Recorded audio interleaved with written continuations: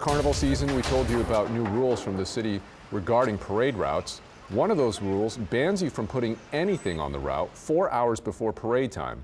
Well, this morning, city crews were out picking up items being used to save spots. They picked up tarps, chairs, and anything left unattended on St. Charles Avenue and Napoleon Avenues. In some cases, there were people sitting with their stuff and their things were not taken.